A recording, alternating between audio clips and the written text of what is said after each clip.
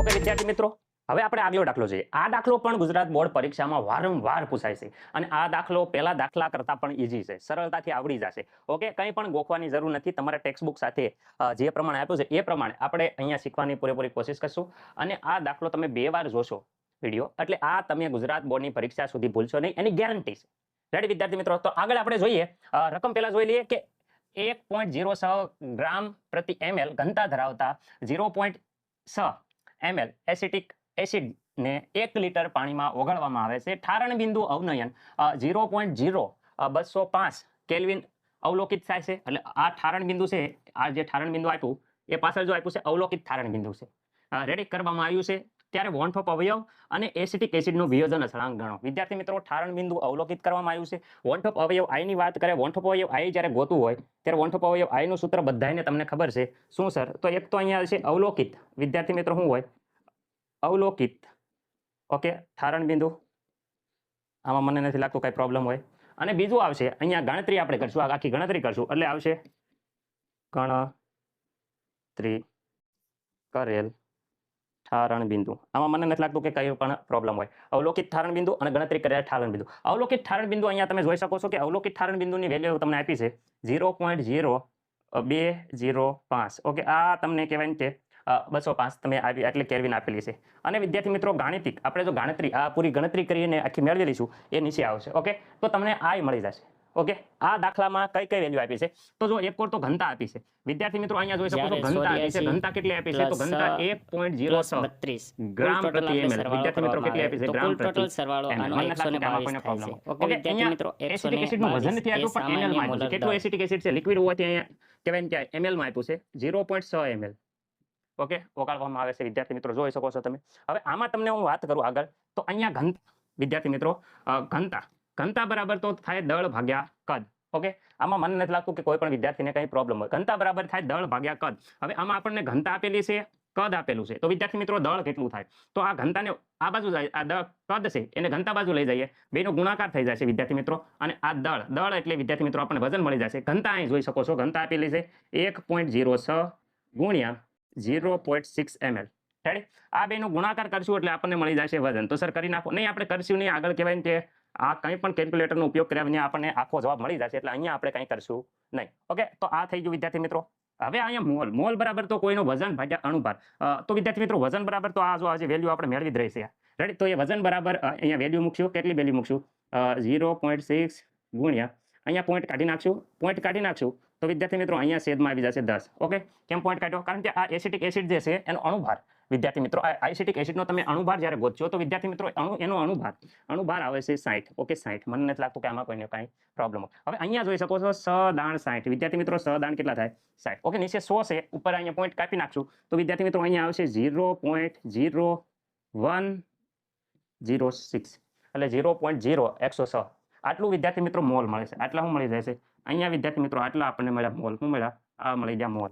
મને નથી લાગતું કે કોઈને કાંઈ પ્રોબ્લેમ હોય. ઓકે, મોલ મળી ગયા. તો અહીંયા મોલારિટી. વિદ્યાર્થી મિત્રો મોલારિટીનું સૂત્ર શું છે? તો મોલારિટીનું સૂત્ર છે મોલ ભાગ્યા કેજી. મોલ પર કેજી. રેડી? 1 મોલ જો આપણે 1 કિલો દ્રાવણમાં ઓગાળવી તો એને મોલારિટી કહેવાય. ઓકે, તો અહીંયા મોલ આવી જશે. આન્સર આવી જશે. કેટલા આવશે? 0.0106.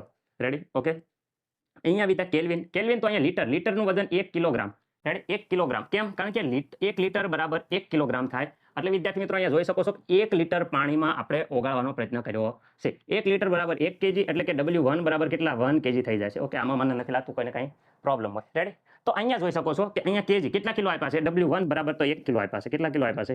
1 કિલો આપ્યા છે. તો અહીંયા 1000 વડે ગુણવાની જરૂર નથી કારણ કે કિલોમાં આપ્યું છે. તો અહીંયા મોલાલિટી બરાબર વિદ્યાર્થી મિત્રો અહીંયા જોઈ શકો છો કે મોલાલિટી બરાબર શું થઈ જશે? 1 વડે ગમે એટલાને કહેવાય કે ભાગાકાર થાય તો ગુણાકાર થાય પણ એ વેલ્યુ એઝ ઇટ ઇઝ રહેશે. એટલે આ મળી ગયું આપણને. શું મળી ગયું? એમ મોલાલિટી. ઓકે, કેપિટલ એમ એટલે મોલારિટી, સ્મોલ એમ એટલે મોલાલિટી. તો વિદ્યાર્થી મિત્રો અહીંયા આપણને મળી જશે મોલાલિટી. કંઈ પણ અત્યારે લગીને જોઈ શકો છો કે આટલી બધી ગણતરી કરી, કંઈ કેલ્ક્યુલેટરનો ઉપયોગ નથી કર્યો. કેમ? કારણ કે આ બેનું જ્યારે અહીંયા ઘનતા બરાબર થાય છે દળ ભાગ્યા કદ, તો અહીંયા 100 કરી વજન મેળવી લીધું. વજન મળ્યું. અહીંયા વજન ભાગ્યા અણુભાર એટલે મોલ બરાબર વજન ભાગ્યા અણુભાર. વજન છેદમાં અણુભાર મૂક્યો, અહીં પોઈન્ટ કાઢ્યો એટલે 10 મૂક્યા, ઉડાડ નાખ્યા એટલે વિદ્યાર્થી મિત્રો અહીંયા આવી ગયો ગણતરી વગર. કંઈ કેલ્ક્યુલેટર યુઝ હજી લગીન કર્યું નથી. આ ગઈ મોલારિટી. હવે વિદ્યાર્થી મિત્રો આપણે ઠારણ બિંદુ અવનયન ગોતવું હોય, ડેલ્ટા TF બરાબર આપણને આટલી વસ્તુ ખબર છે. શું છે? KF ઇન્ટુ અહીંયા આપણને કહેવાય ને કે એમ રેડી ચલે છે કરો તો વાંધો નહીં અહીંયા ચલે છે દૂર કરીએ એટલે કે અચળાંક આવશે ઓકે હવે અહીંયા ડેલ્ટા TF જે આપણને કહેવાય ને કે ગોતવાનો છે ગણતરી કરેલો ઠારણ બિંદુઓને અને અહીંયા KF આપ્યો નથી અહીંયા કંઈ પણ KF આપ્યો નથી પરંતુ KF ની વેલ્યુ જ્યારે પાણી હોય કેમાં ઓગાળવામાં આવે પાણીમાં ઓગાળવામાં આવે છે વિદ્યાર્થી મિત્રો ત્યારે KF ની વેલ્યુ આપણે આ યાદ રાખવાની છે યાદ રાખજો KF ની વેલ્યુ યાદ રાખવાની છે કેટલી છે તો 1.86 રેડી 85 1.86 1.86 ગુણ્યા મોલારિટી મોલારિટી અહીંયા આજે આપણે હમણાં જ ગણી રહી કેટલી છે 0.01106 ઓકે આમાં મને નથી લાગતું તો અહીંયા જ્યારે તમે ગુણાકાર કરશો તો delta TF is equal to તમારો જવાબ આવશે 0.0197 ઓકે વિદ્યાર્થી મિત્રો તો આ જે કિંમત રહી એ ગણતરી કરી આ ગણતરી કરેલી આવી તો ગણતરી કરેલી અહીંયા આપણે 0.0179 આવી રીતે આગલા પેજમાં મૂકી દઈશું એટલે આ બેનો ગણતરી કરી નાખશું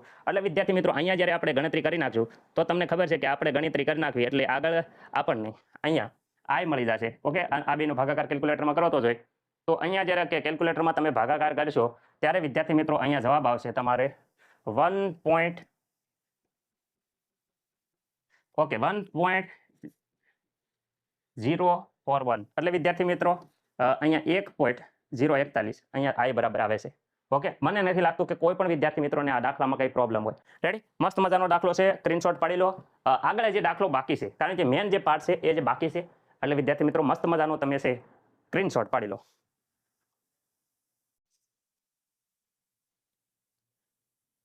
ઓકે વિદ્યાર્થી મિત્રો તો હવે જુઓ અહીંયા આપણે વન ટોપ અવયવ હજી હમણાં મેળવ્યો અવલોકિત ઠારણ બિંદુ ને ગાણિતિક ઠારણ બિંદુ તો અહીંયા વાત કરે તો વિદ્યાર્થી મિત્રો અહીંયા જોઈ શકો છો કે અવલોકિત 0.0205 કેલ્વિન જે આપણને રકમમાં આપેલું હતું ગણતરી જે આપણે કેટલી બધી માથાકૂટ કરીને મેળવ્યું એ વિદ્યાર્થી મિત્રો 1.97 કેલ્વિન ઓકે રેડી અહીંયા જ્યારે આપણે બેનો જ્યારે આપણે સાદુરૂપ આપ્યું ત્યારે અહીંયા જવાબ આવ્યો તો 1.041 રેડી આ મળ્યો તો આપણને વન ટોપ અવયવ વિદ્યાર્થી મિત્રો આઈ બરાબર વેલ્યુ ઓકે હજી આપણે મેળવી છે એટલે એમ કહેતા નહીં સર આમાં કંઈ ખબર ન પડે હવે આગળ જો અહીંયા વિદ્યાર્થી મિત્રો એસિટિક એસિડ એ વિદ્યુત વિભાજ્ય છે કેવો નિર્બળ વિદ્યુત વિભાજ્ય છે અને એસિટિક એસિડનું જ્યારે વિભાજન થાય ત્યારે અહીંયા જોઈ શકો છો એસિટેટ અને હાઇડ્રોજન એમ બે આયનોમાં વિયોજન થાય છે રેડી સર એ તો ખબર છે હવે અહીંયા માની લો કે એસિટિક એસિડનું વિયોજન અંશ x છે રેડી તો x હોય તો આપણે જ્યારે આખું પ્રક્રિયા લઈએ ત્યારે આ જો આપેલા છે મોલ સ્ટાર્ટિંગના મોલના તો અહીંયા હું શીખવાડી દઉં છું આ લાઈન આખી પ્રારંભિકમાં મોલ એટલે પ્રારંભિકમાં હજે માત્ર ને માત્ર પ્રક્રિયક હોય નિપજ કંઈ બન્યો ન હોય તો વિદ્યાર્થી અહીંયા આપણે પ્રારંભિકની વાત કરીએ તો અહીંયા પ્રારંભિક ઇઝ ઇક્વલ ટુ અહીંયા આપણે જોઈશું હવે n મોલ બન્યા છે કેટલા મોલ બન્યા છે વિદ્યાર્થી મિત્રો n મોલ જ્યારે નિપજ કંઈ બની નહીં હોય એટલે અહીંયા વિદ્યાર્થી મિત્રો 0 મોલ હશે કેટલા છે 0 અને અહીંયા પણ વિદ્યાર્થી મિત્રો 0 મોલ એટલે કે નિપજનું હજે કંઈ પણ બનાવટ થઈ છે નહીં હવે અમુક પ્રક્રિયા શરૂ થાય એટલે અહીંયા સહગુણક 1 છે એટલે 1 છે 1 હોવાથી અહીંયા માનો કે nx મોલ છે એટલો ઘટાડો થયો પ્રક્રિયકમાં ઘટાડો થયો તો આટલો ઘટાડો થયો તો અહીંયા એટલો વધારો થયો અહીંયા સહગુણક આટલો છે એટલે અહીંયા x મોલ જેટલો હું થઈ ગયો વધારો થયો નિપજમાં એટલો ને એટલો હાઇડ્રોજનના મોલમાં પણ nx જેટલો હું થઈ ગયો વધારો થયો વિદ્યાર્થી મિત્રો ઓકે હવે આગળ જુઓ કે ભાઈ અહીંયા સમતુલન સમયે ખાસ યાદ રાખજો આ સમતુલન સમયે આના મોલ કેટલા છે તો સમતુલન સમયે આના મોલ જોવા જાવ તો વિદ્યાર્થી મિત્રો n - nx જે ખાસ કહેવાય કે તમારે ધ્યાન રાખવાનું છે આ સમતુલન સમયે આના મોલ ઓકે અહીંયા જોવા જશો તો 0 પ્લસ આ બેનો સરવાળો કરશો તો વિદ્યાર્થી મિત્રો અહીંયા nx જ આવશે અહીંયા 0 પ્લસ આનો સરવાળો કરશો તો વિદ્યાર્થી મિત્રો અહીંયા પણ nx જ આવશે એટલે આ બેના મોલ છે એ સમતુલન સમયે હાઇડ્રોજનના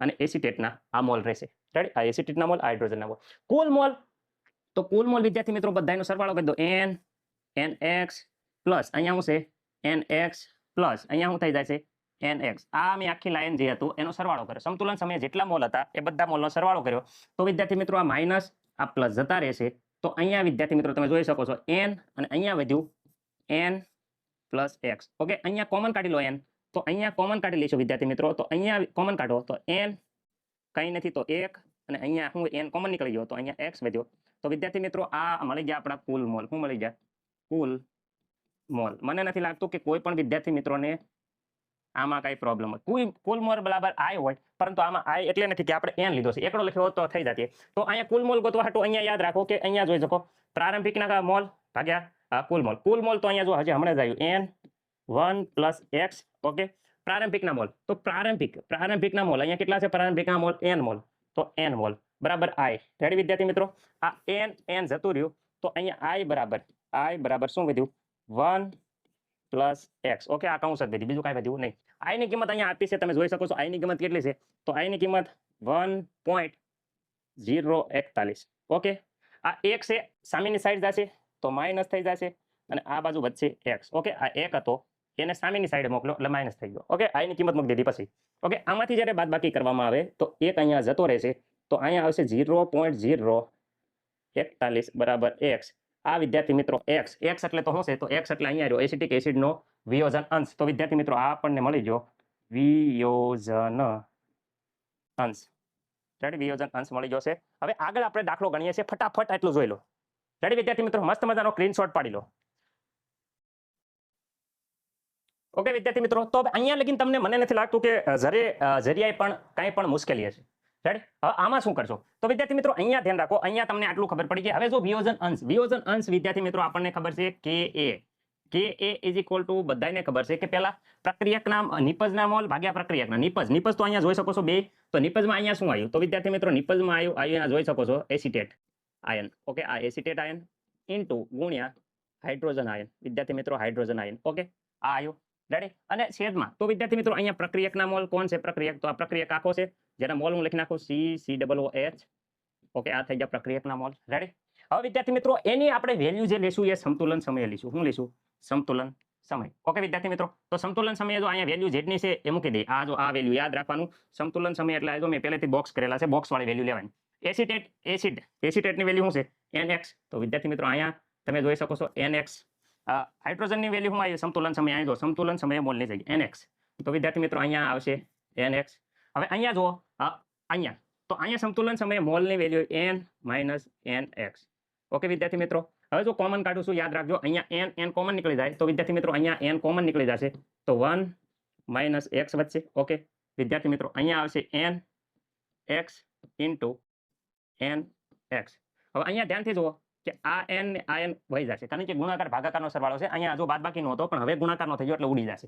તો ઉપર વચ્ચે શું વધે, તો વિદ્યાર્થી મિત્રો ઉપર ધ્યાનથી જોશો તમે તો ઉપર વચ્ચે xx એટલે વિદ્યાર્થી મિત્રો n ઇન્ટુ x નો સ્ક્વેર, અને અહીંયા આવે છે 1 - x. મને નથી લાગતું કે આમાં કોઈને કાંઈ પ્રોબ્લેમ હોય. મોલ જે સૌથી પહેલા આપણે મોલ ગોતાતા, યાદ કરો મોલ. તો વિદ્યાર્થી મિત્રો મોલ બરાબર તો આપણી વેલ્યુ હતી 0.0106. આ આપણે મોલ ગોત્યા હતા સ્ટાર્ટિંગમાં. ઓકે, વિયોજન અંશ આ જે હમણાં જ આપણે મેળવ્યો કેટલો આવ્યો હતો 0.041 નો સ્ક્વેર. ઓકે, 1 - x તો 1 - x એટલે વિયોજન અંશ આવ્યો 0.041. ઓકે, આ આવી ગઈ. કદાચ બોલવામાં મિસ્ટેક થાય પણ લખવામાં મિસ્ટેક નહીં થાય એટલે ધ્યાન રાખજો ખાસ અહીંયા. રેડી, હવે આખો તમે કેલ્ક્યુલેટર મારશો ત્યારે તમારો જવાબ આવશે 1.86 ગુણ્યા 10 - 5. રેડી, આટલી આપણે વેલ્યુ મળશે કે એ. રેડી વિદ્યાર્થી મિત્રો, કોની વેલ્યુ મળશે, આ મળી કે એ ની વેલ્યુ. રેડી, વિયોજન અંશની જે આપણને ગોતવાનું કીધું છે. ઓકે, અને વન થપ અવયવ આઈ ની આપણને પહેલા જ મેળવી દીધી. આઈ બરાબર તો આ અહીંયા હતો 1.041.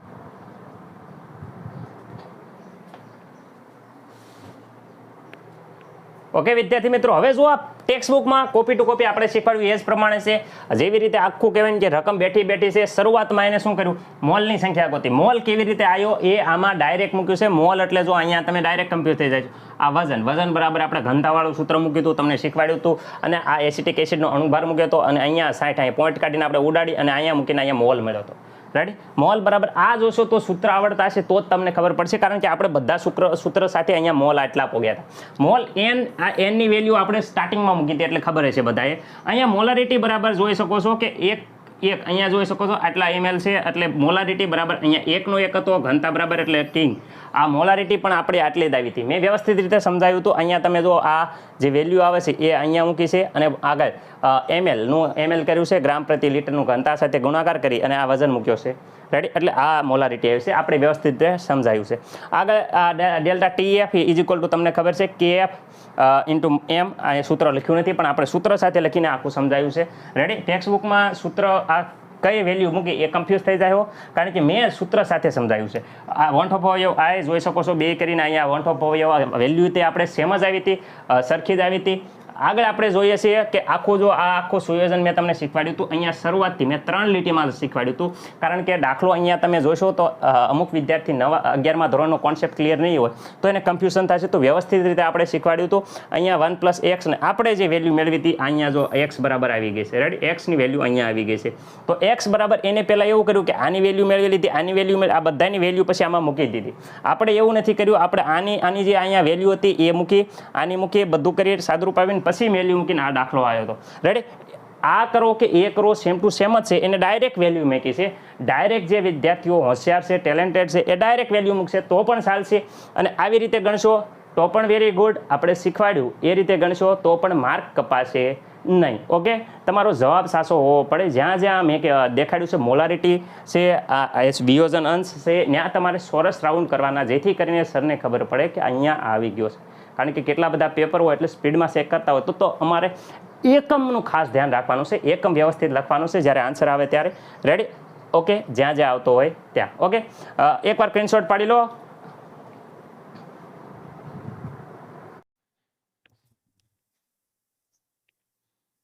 ઓકે વિદ્યાર્થી મિત્રો, તો અહીંયા સંપૂર્ણ યુનિટ આપણે આખો પાઠ પૂર્ણ કર્યો છે. બધા જ વિદ્યાર્થી મિત્રોને મોસ્ટ આઈએમપી એવા પ્રશ્નો આવડી ગયા છે. કંઈ પણ કાંઈ પ્રોબ્લેમ રહ્યો નહીં હોય. રેડી વિદ્યાર્થી મિત્રો, અને આના પછી આપણે રિવિઝન માટે 2 કલાકથી 3 કલાકનો એક આખો વન શોટ વિડીયો બનાવ્યો છે, જેમાં તમારે આખા યુનિટનું સંપૂર્ણ રિવિઝન થઈ જશે.